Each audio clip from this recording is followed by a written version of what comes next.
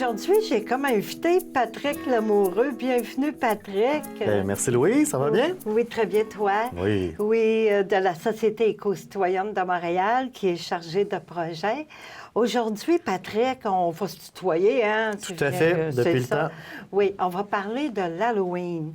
Qu'est-ce qui va être organisé cette année dans le quartier? Bien, l'Halloween dans Sainte-Marie, ça se développe d'année en année. Fait que cette année, on reprend un peu la même formule que l'année passée. Par contre, on a la chance que ça tombe un samedi, donc ça risque d'être plus gros, plus populaire.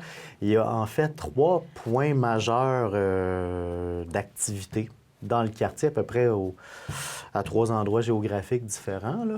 Donc, pour ceux qui ont des bonnes jambes, qui veulent marcher pas mal, il y a moyen de faire beaucoup d'activités, beaucoup de portes.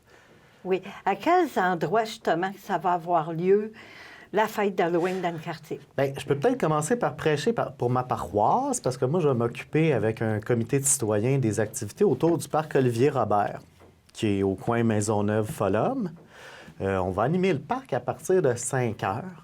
Donc, musique, décoration, soupe à la citrouille. Il va y avoir aussi ce qu'on appelle des fois un photo booth ou un photomaton.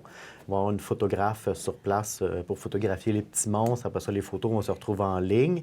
On a aussi, le comité de citoyens a mobilisé beaucoup auprès de leurs voisins pour s'assurer que les gens décorent et ouvrent leurs portes aux passeurs. Donc, ceux qui viendront nous rejoindre au parc pourront avoir une map qui dit le circuit à faire pour aller chercher les bonbons. Ça, ce circuit-là, ça va se passer entre 6 heures et 7 heures. Après ça, les gens sont invités au parc. Il y a la Maison des familles Centre-Sud qui va animer un atelier de décoration de citrouille. On va encore avoir de la soupe chaude, de la musique épeurante.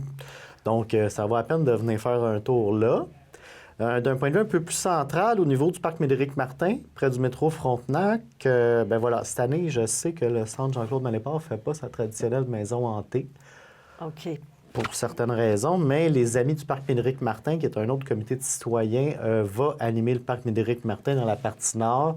Ils ont mobilisé plusieurs voisins pour venir tenir kiosque dans le parc, parce que souvent, dans ces rues-là, tu as peut-être 1, 2, 3 personnes sur un long tronçon de rue, qui a une citrouille qui donne des bonbons. Fait que c'est plus ou moins stimulant. Ouais. Fait qu'ils ont décidé de se dire en gang, bon, pourquoi on ne s'installe pas tout au parc? Plusieurs tables à pique-nique, si on veut. Donc, le parc à Médéric-Martin va être rempli de donneurs de bonbons et autres fantômes. Encore là, dans les mêmes heures, là, quand la noirceur tombe, entre 5 et 8 environ. Et le 3e point est plus à l'est, au niveau de la ruelle verte, l'échappée belle. Une autre activité qui se tient depuis plusieurs années. Donc, la ruelle est animée, décorée, il y a de la musique. Et eux autres, ils mettent le paquet. Je sais qu'il va y avoir des hot dogs, qu'il va y avoir de la barbe à papa. Et voilà. Et le tout est gratuit, il faut le dire, c'est gratuit. Pour revenir à la ruelle L'Échappée belle, à quel endroit, quelle est cette ruelle-là? La ruelle L'Échappée belle, est connue entre autres pour être peut-être la plus longue ruelle verte à Montréal. Elle est entre les rues Wortel et Florian, entre Ontario et Rouen. Donc, tout près de la voie ferrée qui sépare avec le quartier Hochelaga-Maisonneuve. Voilà, ça situe un peu les gens. Oui, c'est ça, j'ai sûr de ne pas me tromper. Oui, c'est ça, entre Wortel et Florian. C'est une très belle ruelle. Ça va être une belle fête. Oui. Puis j'imagine que ça va se tenir pas mal tout en même temps, les 3 événements. Bien, ça se tient à peu près en même temps, de Oui. 5 puis 8. Donc, les familles, les enfants qui voudraient parcourir les 3, ça se fait très bien parce que le quartier est à dimension humaine. Hein, c'est pas trop de kilométrage à faire. Oui, puis s'il pleut, est-ce que ça a lieu quand même? S'il pleut, bonne question. Écoutez, les monstres ont souvent des pots imperméables. Ou en tout cas, oui, ça a lieu pareil parce qu'une année, plus qu'une année, on a fait ça à pluie battante.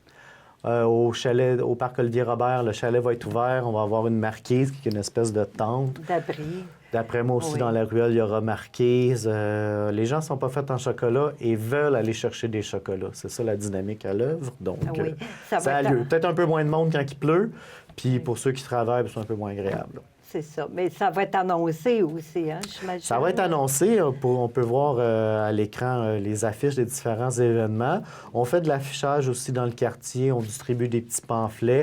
Les gens peuvent aller chercher aussi l'information sur notre site Internet. Ah bien, ça va être une très belle fête. Ça va être une très, très belle fête, surtout que c'est un samedi, puis ça fait plusieurs années que le 31 n'est pas tombé un samedi. Donc, Elle vit aux familles, aux monstres, aux vampires et naturellement à beaucoup de super-héros. C'est la tendance lourde, les petits Oui. super-héros. Et les Reines des Neiges. Pour Et les filles. Reines des Ouais. Neiges. Ben, merci beaucoup, Patrick. Louis, je te remercie, puis on se revoit autour de quelques sucreries. Oh oui, sûrement. Joyeux Halloween. Toi aussi. Merci.